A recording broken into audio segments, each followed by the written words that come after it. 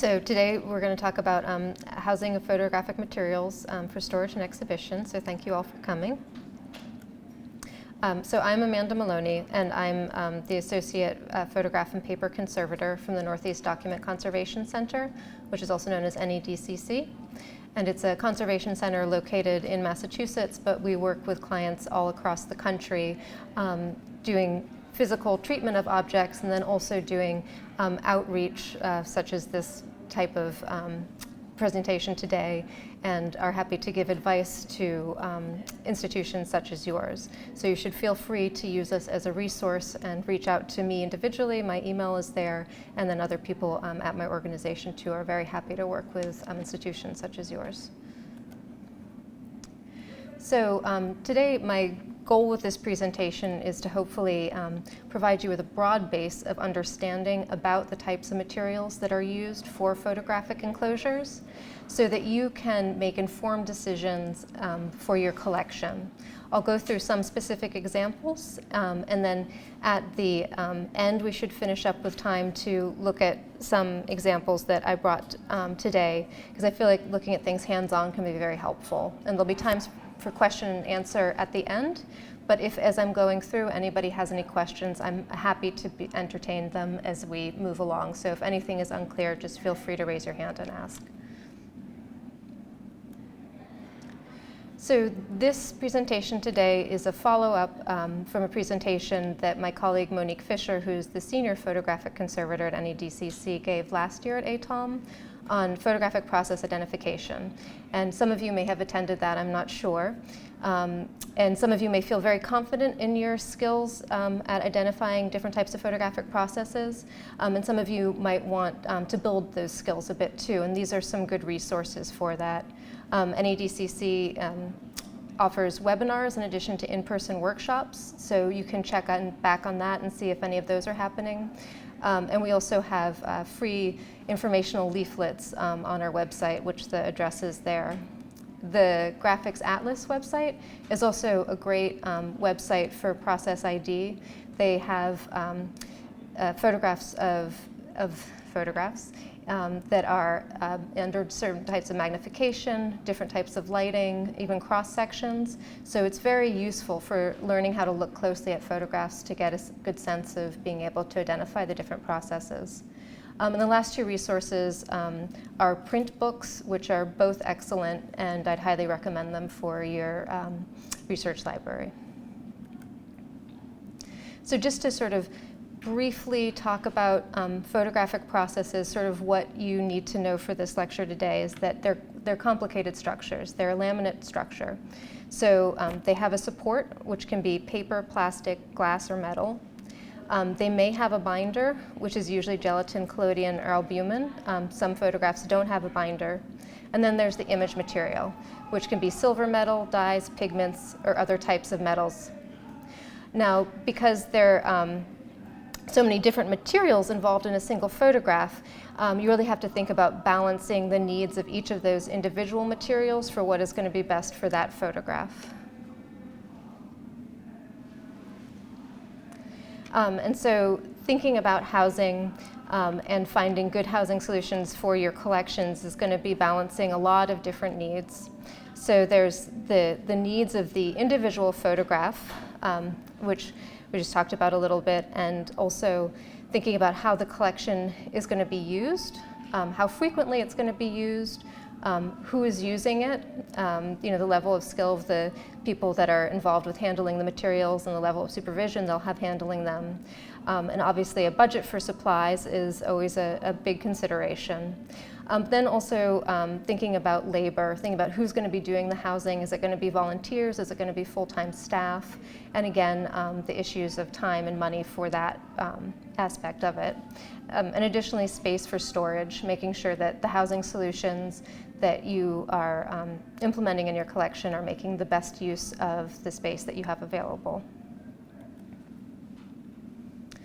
Now, the reason why we want proper housing is to help preserve our photographs in our collections for as long as we possibly can. And proper housing will help mitigate changes in the environment by essentially insulating the objects sort of buffering them from major changes that are happening around them. Proper housing also can encourage proper handling. So that's in the design of the housing that's being used. And also partly psychologically, when you are handing something to a researcher that clearly has been put into a nice housing, they're going to treat that object with more respect than if you just sort of give them a box of stuff. The housing obviously provides physical protection, and it can also provide chemical protection. And in this presentation, I'll talk a little bit more about the specific types of chemical protection that can be provided with the right housing materials. So, as I was saying, they can help, proper housing can help mitigate changes in the environment, and we like to think of this sort of like, the Russian nesting dolls, where you want to have as many layers of protection as possible are going to keep your object as safe as possible. And we talk about things having a primary enclosure, a secondary enclosure, a tertiary enclosure. So the primary enclosure is anything that's in direct contact with the object, and a secondary enclosure is anything that primary enclosure is in. Tertiary, anything the secondary enclosure is in. And then thinking about that kind of going out into also the storage furniture you're using, the room that it's in, and your building. And all of those you want to have, the highest quality you possibly can. And also here I think it's important to emphasize that while proper housing can help mitigate some of the changes in the environment, you still want to ensure that your collection has the best possible environment that you can have. And if you ever are having to make a budgetary decision between improving your environment and improving the housing, the environment should always take priority.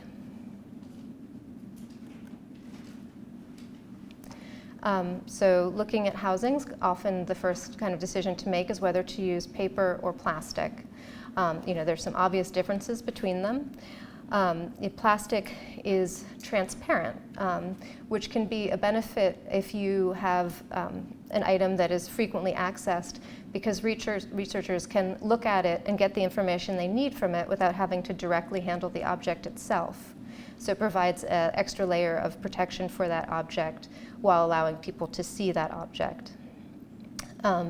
Paper is much easier to write on than plastic. Really, pencil's the only thing that I would recommend for labeling housings or objects themselves. So paper is preferable for that. Paper is also permeable, so it breathes, which is important for objects you have that might be off-gassing. You don't want to necessarily trap them in a plastic enclosure where they're going to be exposed to the materials that they're off-gassing and accelerate their deterioration. Plastic is very smooth. However, it's important to note that it often has a static charge to it. So if you have materials that are very fragile, if they're torn, or if they're flaking, or have hand-applied media that might be friable, you probably don't want to use plastic with those, because there is a good chance that the static charge of the plastic could actually pull at those loose areas and make them worse. Now, paper can contain buffers or zeolites, and I'll talk about specifically what those are a little bit later and when you would want to use those. Plastic is something you need to be a little bit cautious with if you know you have humidity issues, specifically a high elevated humidity, because if they're in enclosures, especially if they're tightly packed in those enclosures, they can stick to the plastic and cause a permanent surface change for gelatin photographs. Now, paper, perhaps one of the biggest benefits to it is it's less expensive usually than the plastic, and it's also very lightweight. So if you have a box of photographs and they're all in plastic enclosures, that's going to be much more heavy and more difficult to handle than one that has paper enclosures. Now, the first thing that I'm going to say to look for when you're buying housing materials is to see that it's passed the photographic activity test, which is known as the PAT. Now, this is a test that was developed at the Image Permanence Institute in Rochester, New York, and they've done a lot of wonderful research into photographic preservation. It is a test that is an international standard. So that means basically a panel of experts has kind of vetted this test, and it's a good test for looking at kind of the chemical interactions that housing materials will have with photographs. Now, that said, it's designed specifically for certain types of photographs, so again, here's where process ID is important. So the standard PAT looks at silver gelatin, which is your typical 20th century black and white print, chromogenic, which is your typical 20th century color print, inkjet prints, both dye and pigment, dye diffusion transfer, which is a generic name for Polaroid, electrophotography, which is a generic name for Xeroxes, and diazos, which are a type of photographic reproduction commonly used for architectural drawings, but occasionally they are also used by artists. Now for the chromogenic materials, you also want to see that it passes the color PAT, which is an additional test which looks specifically at the dye couplers in chromogenic images. And just to help you understand what the PAT is, this is a diagram of the jig they set up to perform the tests. So you have your test samples that are in contact with indicators, and you have control samples. And those are all put under pressure and exposed to elevated humidity and heat. The idea being that you can expose them to those extreme conditions for a short period of time and extrapolate out how they will perform over a long period of time in standard conditions. Things that can be tested by the PAT include paper, plastics, inks, adhesives. So it's all the kind of components that you're looking at for housing materials. That said, it's only looking at the chemical interactions. So whether an enclosure is going to be strong enough, non-abrasive, those kind of things, you will still have to judge for yourself. Manufacturers pay to have the PAT test done on their materials. So they're usually very happy to advertise that they've passed the PAT. And if you're looking through archival supplier catalogs, you usually see it very prominently displayed that these have passed the PAT. Another thing to look for is that the materials are lignin-free. Now, lignins occur naturally in wood pulp, and in nature, we're very happy that they're there. Otherwise, our trees wouldn't grow taller than 2 feet tall because they provide a lot of strength for them. But the problem is when the wood is pulped, they can release acids and peroxides over time, which are very harmful to photographic materials. Now, you can buy papers that are 100% rag, which are made from cotton or linen, which naturally have no lignins in them anyway. And wood pulps now can also be fully delignified. So you want to look for materials that have at least an 87% cellulose content if you're going to be buying wood pulp materials. Now, the other terminology you hear a lot with housing materials is acid-free or alkaline reserve or buffer. And those all refer to pH. So just a quick review of your high school chemistry. The pH scale, pH of 7 is neutral, and so that's like the pH of water. And as the pH gets lower, it's getting more acidic, and as it gets higher, it's getting more basic or more alkaline.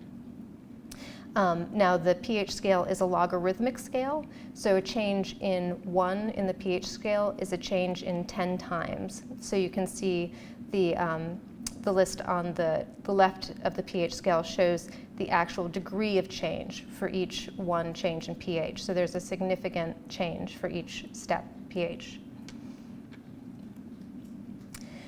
Now, what pH stands for is P is the inverse log, and H is a hydrogen ion. So in acidic solutions, you have a lot of hydrogen. And one of the reasons why we want to avoid it is hydrogen is very good at breaking apart cellulose chains. So the image you see on the right is a chemical diagram of what a cellulose chain looks like. And when the hydrogen is introduced, it actually blows apart those chains. And that's why a lot of times acidic paper feels so weak, because it's actually the chains in that paper have been broken down, so they're much shorter. you want nice, long, strong chains of cellulose in your paper. So buffers, when you see it applied to paper and boards, usually mean that there's an alkaline reserve of 2 to 5% calcium carbonate. And calcium carbonate will help to neutralize those hydrogen ions and maintain a higher pH over time. Having buffered materials is particularly helpful when you have materials such as nitrate and acetate negatives, which are actively off-gassing acidic byproducts. And the buffers can actually help absorb those and thus prolong the life of those negatives. Though there are some photographic processes that do not like to be at a high pH and are sensitive to alkaline materials. So those processes are cyanotypes, also known as blueprints. So you want to be careful about using buffered materials with them. Diazotypes, these are what I mentioned before, which were often used for architectural reproductions, but occasionally, as in this instance, for fine art. And dye transfer or dye imbibition, which was a 20th century color process that's mainly used for commercial or fine art photography, not so much for snapshots. The caution with the buffered materials really becomes more of a concern if the collection went through a disaster and they became wet, because it's in that kind of environment that the actual alkaline materials could transfer and affect the images of the cyanotypes, the dye transfer, the diazotypes. Another substance that can be added to paper and board are called zeolites, and they're microporous aluminosilicate, and they're often called molecular traps or sieves. And that's because, as you can see in this diagram, they're formed with lots of sort of small tubes throughout these molecules. And as gases pass through those tubes, they become very attracted to the inside, and the tubes actually hold them and keep them from moving through the paper or board or material.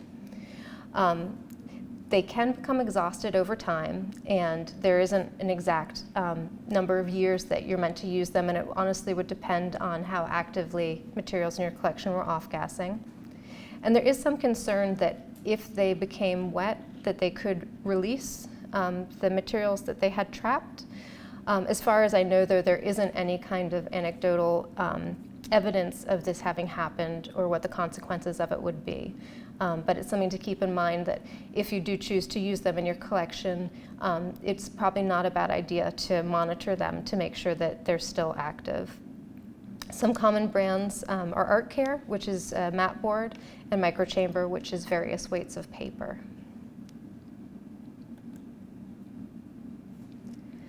So when you're purchasing paper or board to use for your photographs, the first thing you want to look for is see that it passes the PAT, that it's lignin-free, that it has a cellulose content of 87% or greater, or is 100% cotton or rag.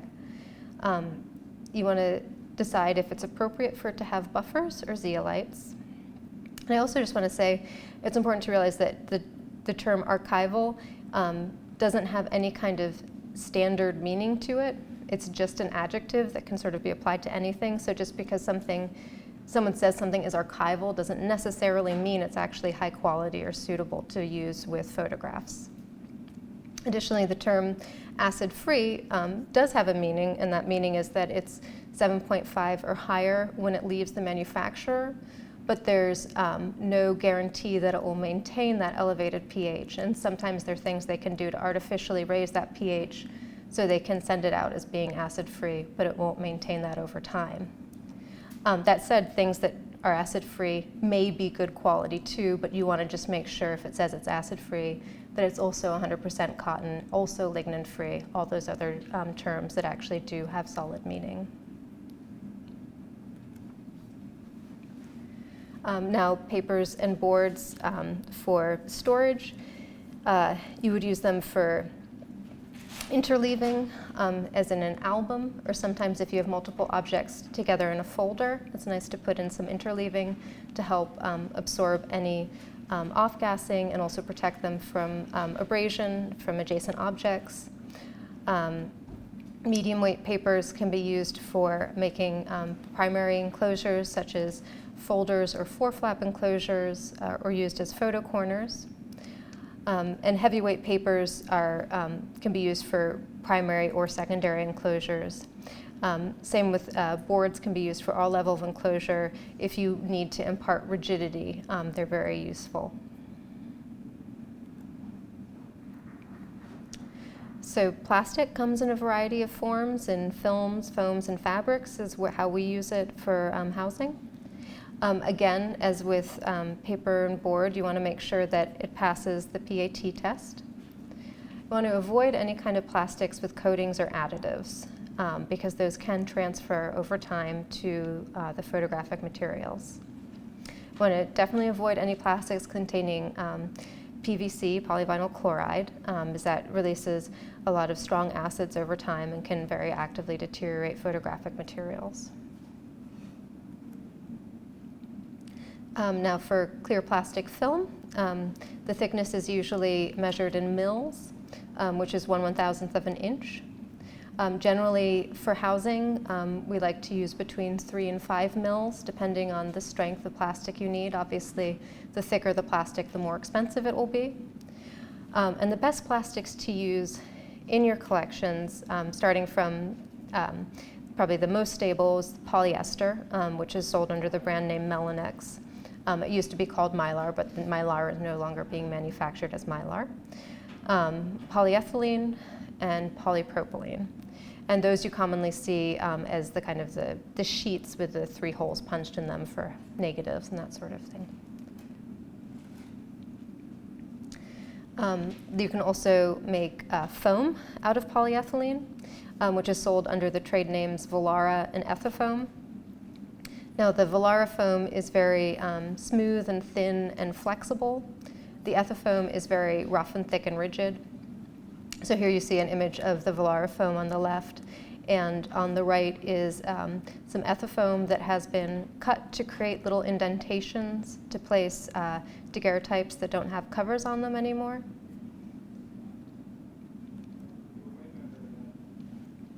There's also plastic fabrics, and all these fabrics are called non-woven or spun.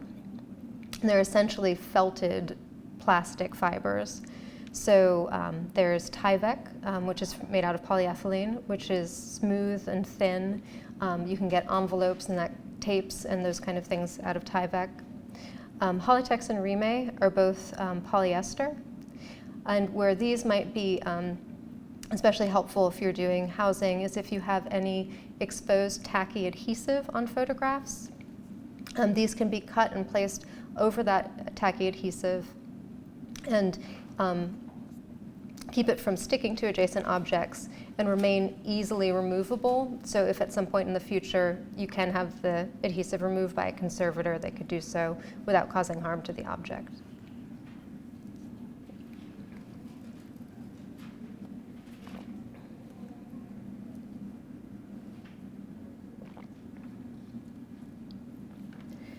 There's also a variety of formats that you can choose for your primary enclosures.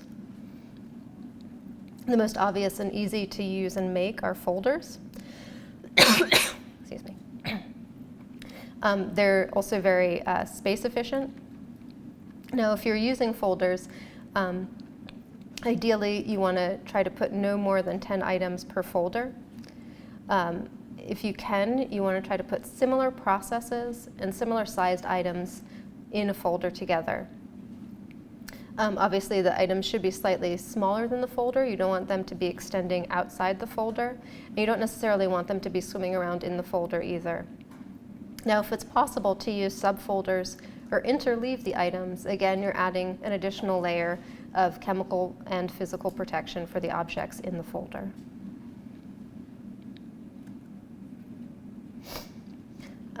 Envelopes are also relatively inexpensive and provide good protection against abrasion. as they're sealed on 3 sides. Now, you want to avoid envelopes that have thumb holes or center seams. And this is because the thumb holes both expose a portion of the photograph, and I have seen examples of where that little half moon has become discolored. And they also promote kind of bad handling practices because it's one's inclination, I think, to reach in that thumb hole and pinch and pull, which you're much more likely to get handling creases in from grabbing something that way rather than knocking the photograph out and handling it by the edges. Now, with the center seams can also, in addition to being kind of right in the middle of the photograph, they also can provide kind of irregular pressure on the photograph. So the side seams in general are going to be a lot better in that the adhesive is isolated to the sides of the photograph. And of course you're using stable adhesives here. And it's a little more even pressure for the objects that are going to be housed in there. And it's a good idea too for when you're housing them to always make sure the emulsion is faced away from the seams. The seams are usually on one side or the other. It's just sort of an added level of protection. Now, 4-flaps enclosures I really like because I think that they promote good handling, because in order to open them, they need to be flat on a table, and then you open all 4 flaps, and then you can examine the object. They're also very nice because they're non-adhesive, so there's no worry about the quality of the adhesive or anything getting stuck.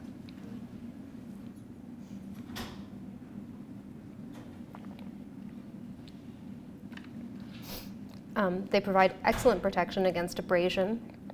They're generally standard sizes. Excuse me. So that the object can't move around within them. They're also relatively easy to make in-house if you have the ability to make enclosures in-house.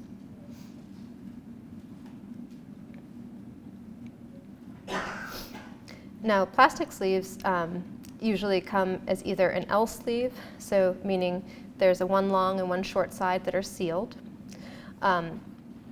These are very space efficient. The one issue is if you have fragile objects, sometimes that one tight corner down by the L can be somewhat difficult to, especially with thin papers, get an object far enough into that corner to protect it and remove it safely without causing any kind of damage to it. Now, plastic fold lock sleeves are safe to use with fragile objects because the sleeve is entirely open as you place the object face down into the sleeve and then close the back and lock it in place. However, because they have the flaps on them, they can sometimes be a little bit bulky with the added flaps, and the flaps can occasionally get caught on each other as well.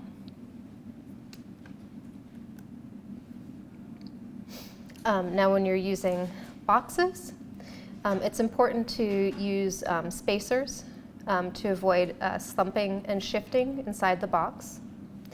You also want to be careful not to overcrowd things. Having photographs under pressure can cause damage.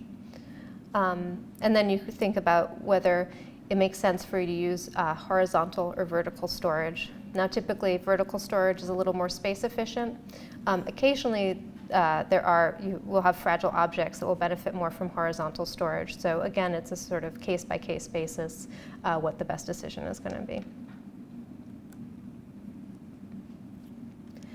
So clamshell boxes for horizontal storage have a uniform sheet of board that goes from the base to the spine to the top, and objects can be slid across to be accessed.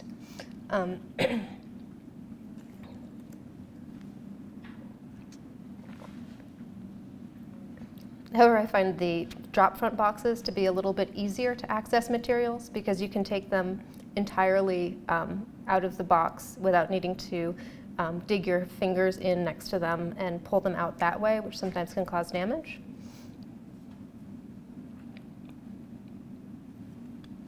CMI boxes are a very good solution for photo albums because they can be manufactured to custom sizes. And a lot of photo albums are non-standard sizes, so this is a nice solution for those. Your typical vertical storage box is your flip-top box, which is quite space efficient. I prefer these to your standard banker's boxes. I think they actually are more space efficient and they're a little easier to access too because there's fewer materials in them. So considerations for what kinds of enclosures to use is to think about handling and to try to encourage good handling through design. You know, who's going to be handling them? What kind of training do the people handling them have?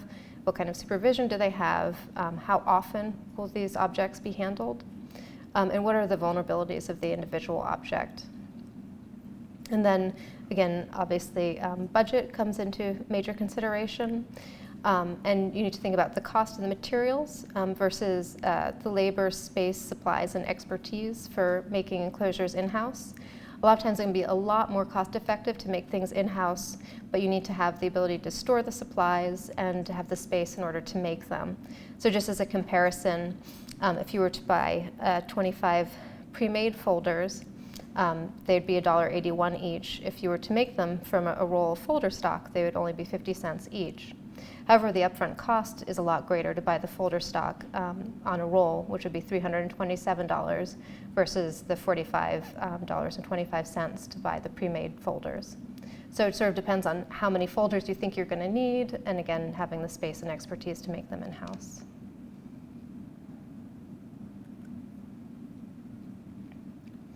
So the more layers of protection, the better.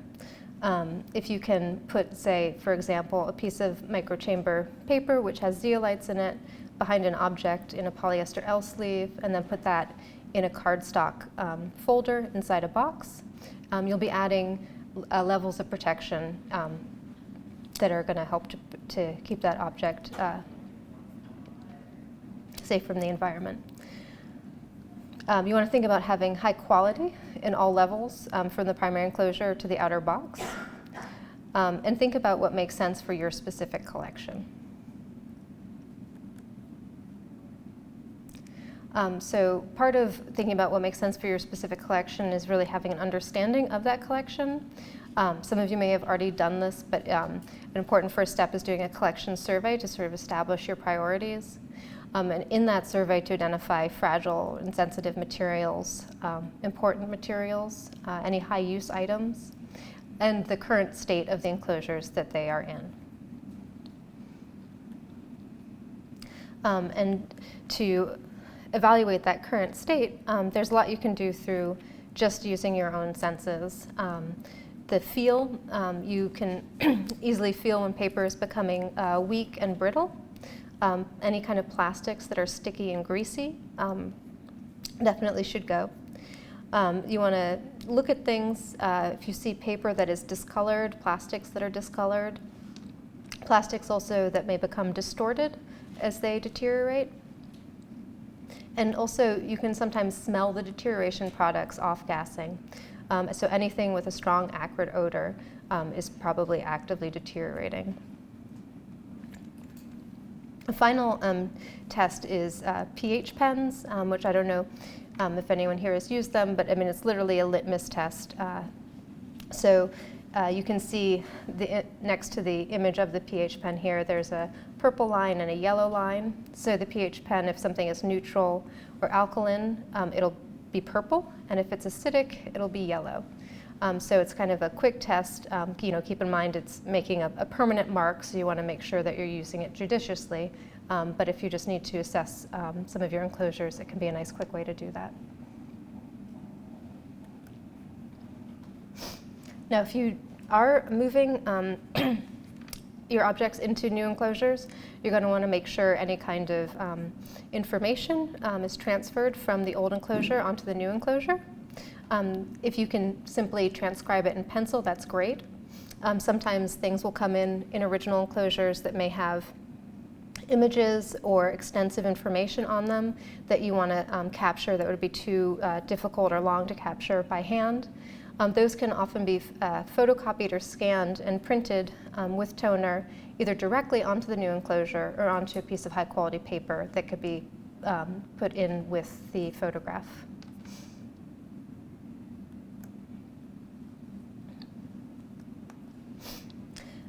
Now, when we're thinking about exhibiting objects, in addition to temperature and relative humidity, which are things we always want to be aware of, we want to think about the light damage that they're going to receive.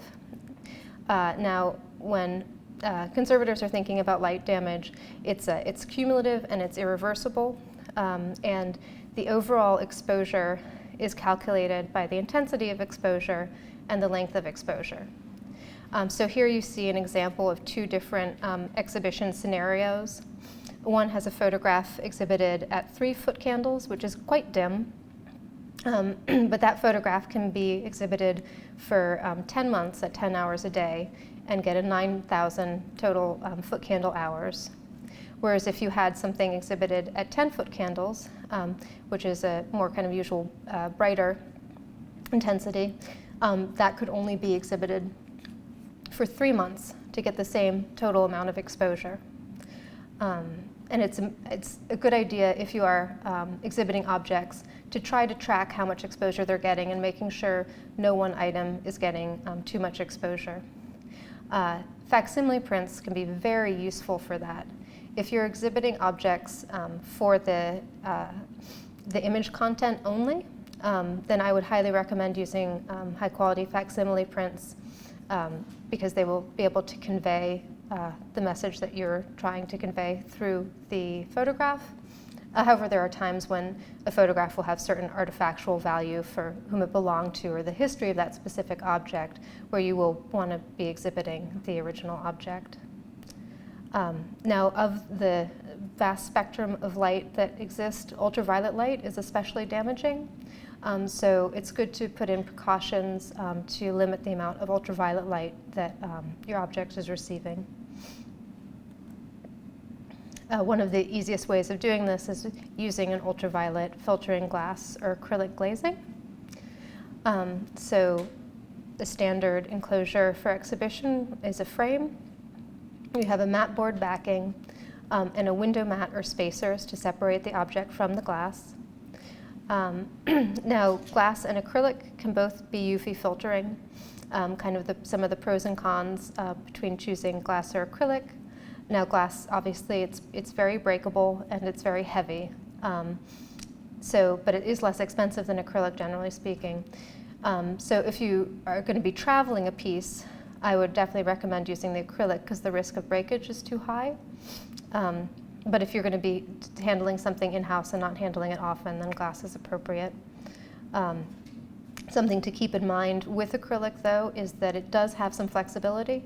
So if you are housing any kind of oversized photographs, you're going to want to make sure that the space you have between the object and the acrylic will accommodate any kind of bowing that might happen in the center of the frame. So this is a diagram of a typical example of a photographic object hinged to a window mat. So hinging is something that should really only be done by someone who's a professional, who's had experience and training in using wheat starch paste and Japanese paper applied to the back of the photograph. Anytime you're applying moisture to a photograph, there's always a risk for damage. So you want to make sure that whoever's doing that has the right credentials to be doing that. And then ideally, you could also be using non-adhesive attachments, such as photo corners made out of paper. They're very easy to make in-house, and they won't cause any damage to the photograph, or shouldn't if they're properly used. So the top image is just a simple photo corner that's taped down, and then the bottom image shows a sort of a reusable, openable photo corner, which is just a square of paper that's folded horizontally and vertically. So when you have a window mat on top of that corner, it'll hold it closed, but then once you remove the window mat, you could easily open the corner, take the photograph out, and then replace it back in there if it's going to be returned in there afterwards. Another type of non-adhesive attachment are edge strips, which are especially good for oversized or fragile objects because they fully support all the edges. This is a technique that was invented by Hugh Phibbs and is outlined in the article mentioned here if you want to get more specifics on how to make them.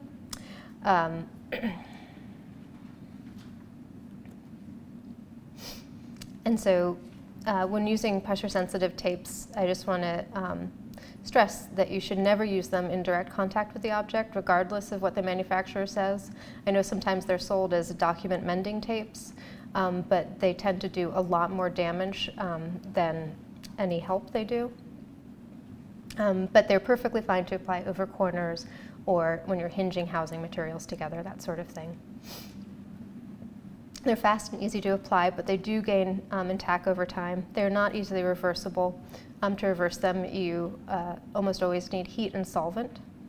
The common ones that are used in conservation to make housings are Filmoplast P90, which has a white paper carrier, Tyvek tape, which is a Tyvek carrier, and then 3M makes a one-sided tape, the 850 with a polyester carrier, and a double-sided tape, 415 with a polyester carrier.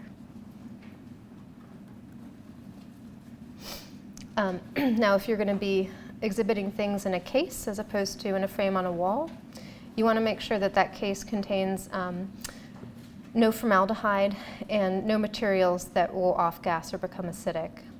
Now, you can seal wood, provided you use 100% acrylic resin, and you can also use powder-coated metal, which is very stable. If you need to use any caulking, make sure it's a silicone caulk. And if you're using fabric to line the case, you want to use 100% cotton or linen fabric that has been washed and make sure that it has stable dyes, obviously. And then for any kind of newly constructed case or any time a new material goes in a case, you want to wait a minimum of 3 weeks before the object can go in to make sure that any new materials have been allowed to fully off-gas so that that won't affect the object. So in an exhibit case, if you can exhibit things perfectly flat, that's going to be the most stable for the object. If that's not possible, you want to try to keep the angle of exhibition as low as possible. You want to make sure that the back of the object is fully supported and protected from whatever material it's on, and make sure the objects are secured. Even if you're not in an earthquake zone, people will walk into exhibit cases and can jostle things around, so you just want to make sure that no damage will happen if that happens. Again, ideally, you'd be using non-adhesive attachments. They do make a UV filtering polyester film, so if you have media that you're concerned about, you can cut a piece to the size of the object and place it on top of the object within the case to help protect it from UV light. And so I'll just talk about some specific guidelines for some specific types of photographs. So cased images, which are daguerreotypes, ambrotypes, or tintypes, are called cased images because they're often in a case. Now, the best way to know that the cases tend to be very prone to abrasion, so you do want to have some kind of primary enclosure to protect the case. A 4-flap enclosure made out of cardstock is very good, though you can do a simple paper wrapper as well. You want to try, if you can, to keep them stored vertically. It's much more space efficient. And if you do, for some reason, have to store them horizontally, I would recommend storing them face down. And that's because the historic glasses have a tendency to deteriorate, and the deterioration products are very alkaline. And if they collect on the inside of the glass and fall onto the object, they will cause damage. So if they're face down, you'll prevent that from occurring. If you are exhibiting them, you want to be very aware of the spine opening and make sure that it has a gentle opening and it's not being forced open as you would with a book. Now, single-layer paper-based photographs, so these are photographs that don't have a binder, are cyanotype salt prints and platinum prints. Because there is no binder, they're all very sensitive to abrasion. So when choosing materials to house them in, you want to make sure that they are smooth and that they are not going to be shifting inside those materials. Cyanotypes and salt prints are very light sensitive, and I would say they probably should never be exhibited. If they are exhibited, you can, probably you've seen this where you put a little curtain in front of it so that the viewer has to lift the curtain to look at it, which does help really limit the amount of light that it's receiving. Platinum prints, you want to be careful about what objects you're storing near them because they will transfer. The platinum metal that makes up the image of the print actually acts as a catalyst to accelerate paper deterioration. So the image you see here is showing a platinum print that was housed in a card folder with a piece of tissue on top of it, and that tissue has the mirror image of the platinum print. So 2- and 3-layer paper-based photographs are photographs that do have a binder layer. Albumin prints will most likely be mounted. And with mounted prints, oftentimes the mounts are going to be very fragile. And so you want to try to house them in a way that is going to protect the mount as well as the photograph on the mount. So you need to account for the depth and shape of the mount. Now certain types of mounts, such as those for stereo views, will be intentionally concave so that when you're viewing them, you get the full 3D effect. Other mounts over time will have become unintentionally concave. But you still, you want to respect that because if you try to flatten them, they'll most likely break. For small mounted photographs, it's actually best to store them vertically because the least amount of pressure will be put onto the mount and the least risk for it breaking. If they are oversized, you can store them horizontally, but you want to make sure that you're not stacking too many in a box together because, again, you want to be very aware of the pressure and the potential for breakage. If you have ones that are highly valuable, I would suggest putting them in a sink mat, and I have an example of that which I can show you. Collodion prints are very sensitive to abrasion. They're usually mounted, so they're similar kind of mount issues to the albumin prints. But because they're so sensitive to abrasion, you want to be a little more cautious with making sure that you're using interleaving and trying to apply primary enclosures if you can. Silver gelatin prints are fine to store in folders or sleeves. They can be stored horizontally or vertically, whatever is going to work best in your collection, assuming that they are in otherwise stable condition.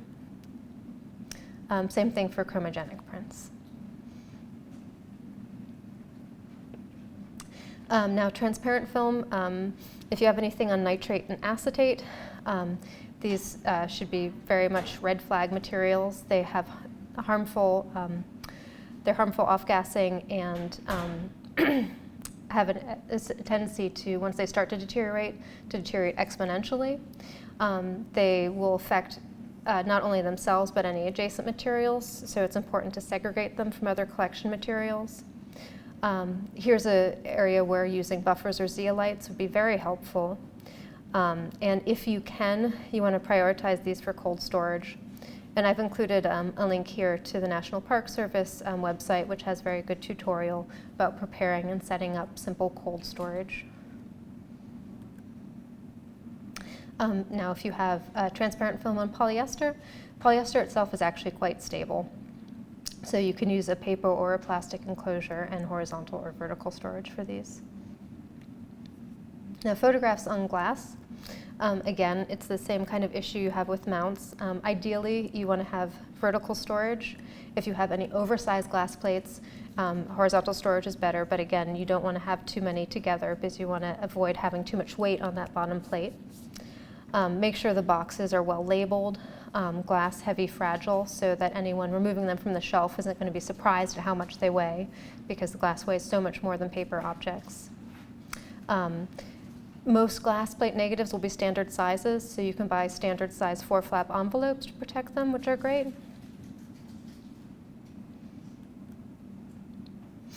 And so I'm just going to summarize some of the takeaways that I hope you all have from this, which is you want to make sure that the materials pass the PAT, that they're lignin-free, that they're 100% cotton rag or high alpha cellulose, 87% or higher. Avoid PVC, plastics with coatings, wood pulp, glassine, and adhesives. You want to use buffered materials with acetate and nitrate negatives, or prints with acidic mounts that you're concerned about. And avoid buffer materials with cyanotypes, diazotypes, and dye transfers. Trust your senses. If you feel like something isn't adequate, you're probably right. There's a lot you can tell just by looking at things. When you're ordering supplies, request samples from the suppliers. Most people are happy to send out samples, and you can evaluate them for yourself and see how they work with your collection. You want to know your collection and be creative. And stay in touch with me. I hope you took down my information, and since this presentation I don't know what your specific issues are, but I would be happy to address them if anyone wants to email me about any kind of specific questions or issues you have in your collection.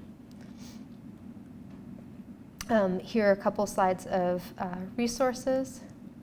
And again, this presentation will be available online, so don't worry about copying these down now, but I just wanted to include them. And then the suppliers, just a short list of some of the suppliers that we use. And I'd like to invite you all up to the front of the room to look at some samples of different types of housings and answer any questions that anyone may have. Yeah. Okay, so this is a cardstock 4-flap enclosure for a daguerreotype case. Which is a good protective enclosure, but sometimes can be somewhat time-consuming to make. A simpler alternative might be just 2 pieces of paper that are cut and scored to wrap around the case, such as these. So this is something that would be easy to make in-house.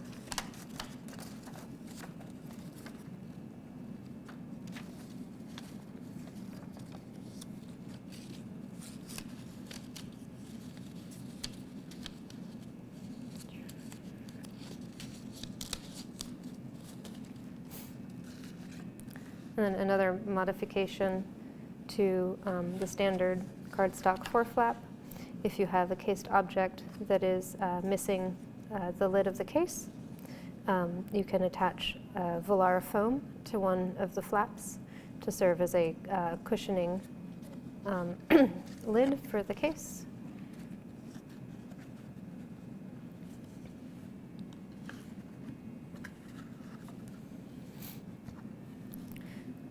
And this is a modification so this is a piece of polyester film that has been double-sided taped to a two-ply mat board backing to protect the photograph from running into the double-sided tape. A thin string has been run along that edge of the tape so that the photograph cannot come into contact with the tape.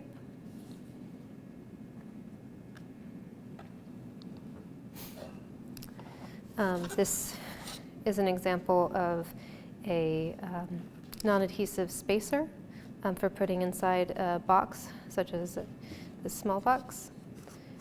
It's made by simply cutting and scoring a piece of corrugated board and putting in sort of teeth in the alternating directions so that when it's put together, it can lock.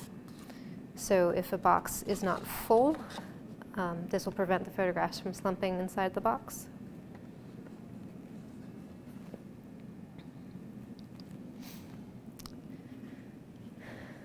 An example of having a double-sided mat.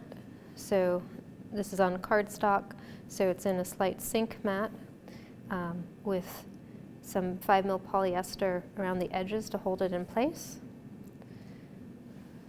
And then the back is also a window mat so that both sides can be viewed.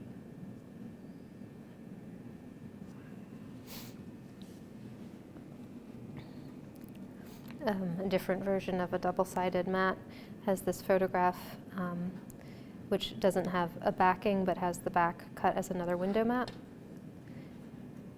And it is held, again, in a sink mat in a polyester sleeve that can be secured with some polyester flaps.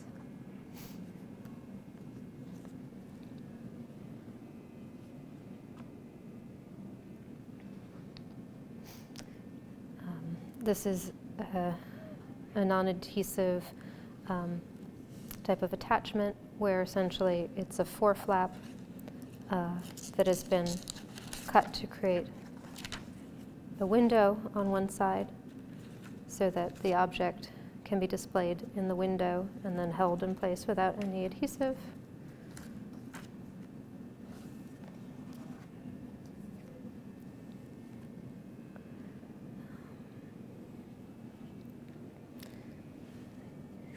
And here's some examples of various corners. Perhaps the most useful is this one, which can be reopened. So it's simply a square of paper that's been folded both vertically and horizontally. And now if an object was being held in here, this would be held closed by having a window mat on top of it. So this is an example of edge strips, which are good for large objects or objects with fragile edges that wouldn't be able to be adequately held in corners. So essentially it's a piece of paper that's slightly larger than the photograph, that's been cut at the corners and then folded like an accordion in over the edges of the photograph to hold it in place.